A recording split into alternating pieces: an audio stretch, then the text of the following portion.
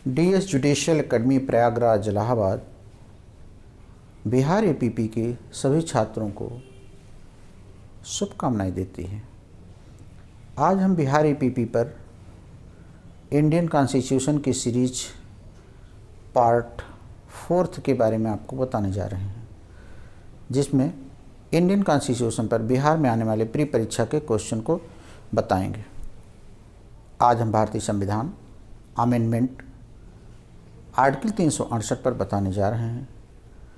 भारतीय संविधान का आर्टिकल 368 संविधान को संशोधन की शक्ति एवं प्रक्रिया दोनों उपलब्ध कराता है।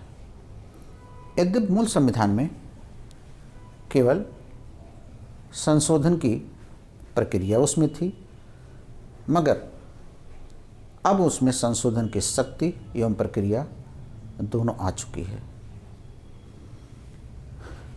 संसद को संविधान के किसी भी भाग में संशोधन की शक्ति है। वह एडिशन, वेरिएशन, रिपील कर सकती है। संविधान का संशोधन, निरसन, परिवर्तन 3 शब्द हैं जो संसद की शक्ति का परिचायक हैं।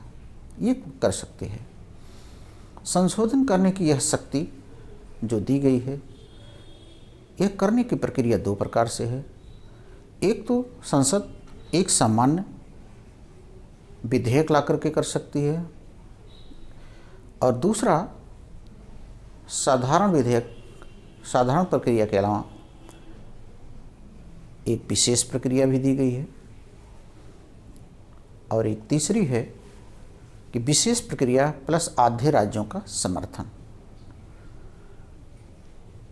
साधारण संशोधन जो होगा उसमें कुछ विशेष अनुच्छेद हैं, जैसे विधानसभाओं का उत्साहित करना, नए राज्यों का निर्माण करना इत्यादि। दूसरा है जिसमें संसद में उपस्थित एवं मतदान करने वाले 2/3 सदस्यों के बहुमत से होगा। और तीसरी प्रक्रिया है जो संघीय ढांचे से संबंधित प्रोविज़न हैं, जैसे राष्ट्रपति, जुडिशरी, राज्यपाल। इनमें अगर कोई संशोधन करना हो तो फिर आधे राज्यों का समर्थन लेना होगा। संविधान संशोधन जो भी किए जाएंगे उस पर राष्ट्रपति अनुमति देने के लिए बाध्य है, क्योंकि इसमें ज्वाइंट सेशन की कोई व्यवस्था नहीं है। वह अनुमति इस पर अवश्य देगा। अब अगला क्वेश्चन आता है कि भारतीय संविधान में जो भी संशोधन होगा, ऐसे संशोधन की शक्ति संसद को कितनी है, इसको लेकर विवाद रहा है। संसद संविधान में किसी भाग में परिवर्तन, परिवर्धन, निरसन कर सकती है, लेकिन अब प्रश्न इनकी शक्ति कितनी है।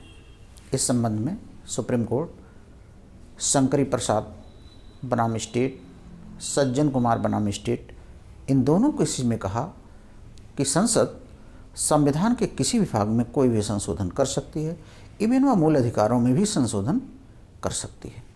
लेकिन गोलकनाथ के मामलों में सुप्रीम कोर्ट का वर्डिक्ट बदल गया और उन्होंने कहा 368 जब बनाया गया था, जब लिखा गया था, तो उसके अंतर्गत संशोधन की शक्ति संसद को नहीं है, केवल प्रक्रिया दी गई है। अतः संसद संशोधन की शक्ति 368 से नहीं प्राप्त कर सकती है और केवल प्रक्रिया के माध्यम से संशोधन नहीं हो सकता।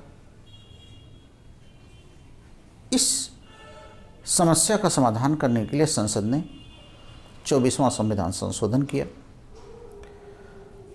और 368 में संशोधन करके संशोधन की शक्ति एवं प्रक्रिया दोनों को डाल दिया। वर्तमान में संसद संशोधन की शक्ति और प्रक्रिया दोनों को इसमें शामिल रखती है। गोलकनाथ के निर्णय को भविष्यलक्षी प्रभाव से लागू किया गया। डॉक्ट्रिन ऑफ रिस्प्रोस्पेक्टिव रूल का नियम लागू किया गया।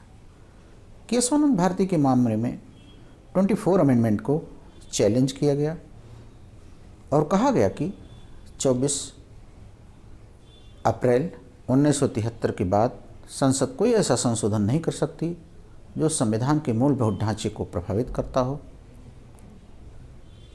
अगर मूलभूत ढांचे के खिलाफ कोई संशोधन है तो फिर वह रद्द कर दिया जाएगा। केशवानंद भारती का अनुसरण एल चंद्र कुमार के मामले में कहा गया कि judicial review is the basic structure of the Indian constitution. Mineral mill के मामले में कहा गया judicial review is the basic structure of the Indian constitution.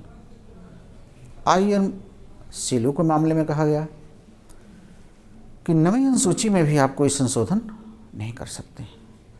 इस प्रकार संसद के संशोधन की शक्ति सर्वोच्च न्यायालय द्वारा स्पष्ट कर दी गई और कोई भी संशोधन ऐसा नहीं किया जा सकता है जो मूल अधिकारों के खिलाफ हो। आज का वीडियो आपका यहीं तक, शेष अगले वीडियो में।